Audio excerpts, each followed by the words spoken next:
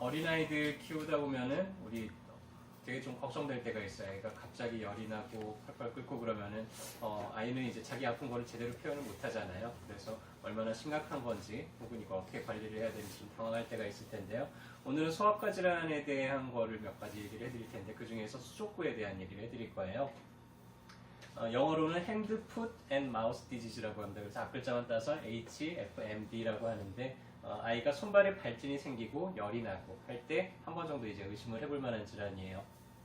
손발, 입에 주로 증상이 발현되는 것을 특징으로 하는 바이러스 감염에 의한 전염병입니다. 그래서 법정 전염병으로 이렇게 등록이 되어 있고요.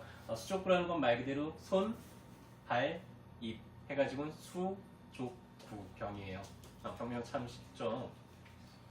그래서 주로 유아나 아동들, 특히 4세 미만의 아이들한테 좀 잘 발생을 하고요. 아이들은 만 7세가 되기 전까지는 아니 면역력이 완전히 성인처럼 자리 잡지는 못해요. 그래서 계속해서 면역력을 높여가는데 아직은 면역력이 너무 약하기 때문에 어린 나이에 좀 잘 생기게 되고요. 여름에서 가을 사이에 좀 많이 유행을 해요. 보통은 뭐 4월 달부터 이제 생기기 시작을 해서 보통 가을 정도 되면은 이제 유행이 끝나고요. 여름에 가장 기승한다고 알려져 있습니다. 잠복기는 한 3일에서 7일 정도 되고요. 해서 다른 사람들한테 감염이 됐어도 바로 증상이 나타나지 않고 한 4일에서 6일 정도 지나서 감기 몸살처럼 약간 애가 열이 나더니 어느 날 토하더니 그러더니 막 갑자기 손발에 이렇게 뭐 발진 같은 게 생기고 한다 그러면은 그때 이제 수족병을 한번 의심을 해볼 수가 있죠. 성인한테 생기는 일은 상당히 드물어요. 왜냐하면 성인들은 면역력이 좋기 때문에 이 바이러스가 그렇게 문제를 일으키지는 않는데요. 근데 성인들도 뭐 항암 치료를 한다든지 면역력이 아주 극히 저하가 되었을 때는 드물게 이제 걸리는 경우들도 있습니다. 주된 원인은 이제 바이러스예요. 두 가지 바이러스인데 코사키 A 바이러스하고요. 그다음에 엔테로바이러스 71이라는 이 두 가지 바이러스가 가장 많이 원인이 되고 있고요. 증상은 일단은 가장 흔하게 나타나는 건 이제 손발에 이런 발진이 생기는 거, 그 다음에 열이 한 38도 이상 이제 고열이 뜨기도 하고요. 그 다음에 이제 토하기도 하고 이런 증상들이 잘 생기고요. 혹은 약간의 권태감이나 식욕부진을 이제 호소를 하기도 합니다. 그래서 아이가 갑자기 어느 날 감기가 걸린 것 같이 보이는데 손발에서 이렇게 막 발진이 생긴다 그러면은 수족구를 의심을 해볼 수가 있죠. 대부분은 한 7일 이내에 자연적으로 회복이 돼요. 그래서 병원에 데리고 가도 아이가 그렇게 증상이 심하지 않다 그러면은 그냥 처방 없이 그냥 두고 보는 그런 편이고요. 열이 심하게 나기 때문에 탈수가 되기가 쉽잖아요. 해서 탈수가 되는 것만 예방을 해주면 크게 다른 문제를 일으키지는 않습니다. 만약에 좀 아이가 너무 힘들어한다든지 그런 이제 대증적인 치료를 하게 되는데 소아과에서는 뭐 해열제를 준다든지 아니면 수액을 꽂아놓고 이렇게 뭐 탈수가 되는 거를 좀 막아준다든지 이런 치료를 하게 되고요. 항생제 같은 게 들을까요? 안 들을까요?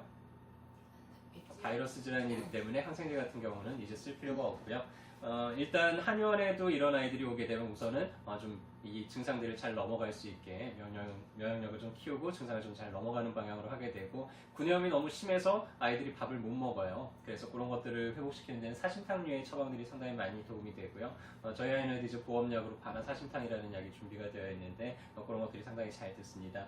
열이 너무 심하다 그러면은 해열제를 쓰는 것보다는 자기가 스스로 그 열을 좀 이겨낼 수 있게 해주는 게 나중을 위해서도 도움이 되는데요. 상고금이나 은교산이나 이런 종류의 처방들을 쓰게 되면은 상당히 좀 그런 문제들을 빠르게 이제 해결을 할 수가 있게 되죠.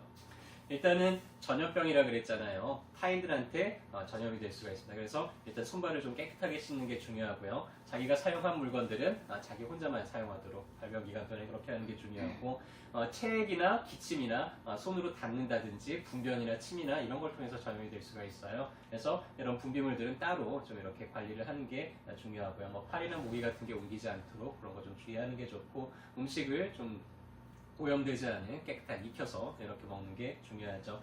일단은 수족구가 걸렸다 그러면 무조건 격리 조치를 취하게 돼요. 유아원에 다니다가도 일단은 만약에 그런 아이가 있다 그러면은 격리를 시켜서 내원을 하지 못하도록 하고요. 다음에 학교에서도 만약에 수족구가 걸렸다 그러면 일단은 집에서 좀 충분히 문제가 해결된 다음에 다시 내원을 하게 되죠.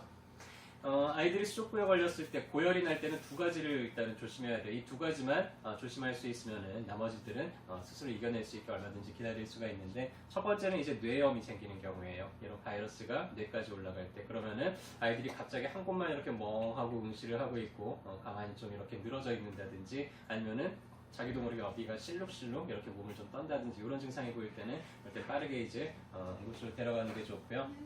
그 다음에 아이가 탈수가 되는 거를 좀 막아줘야 돼요. 그래서 하루에 소변을 3번 이상만 보면은 탈수가 그렇게 심하지 않은데, 만약에 아이가 12시간이 지나도록 소변을 보지를 않는다 그러면은 탈수가 좀 많이 진행된 상태라고 할 수가 있겠죠. 그래서 물을 좀 충분히 섭취할 수 있게 그렇게만 관리를 해주면은 크게 다른 문제가 생기지는 않습니다. 그래서 오늘은 수족구에 대해서 이야기를 해드렸고요. 아이가 어느 날 갑자기 이렇게 막 열이 나요. 그래서 감기가 걸렸나 하고 봤더니 손발에 이렇게 막 발진이 나고 이렇습니다. 그러면은 절대로 당황하지 마시고요. 오늘 들은 대로 일단 탈수가 되지 않도록 그렇게 좀 관리해 주시고, 만약에 열이 너무 높아진다 그러면은 꼭 해열제를 쓸 필요는 없는데, 요 머리는 열이 39도, 40도 올라가게 되면 머리는 좀 문제가 생길 수 있기 때문에 머리만 좀 계속 차갑게 그렇게 만들어 주시면 되고요. 그래도 불안하다 그러면 어디로 데려가 볼까요?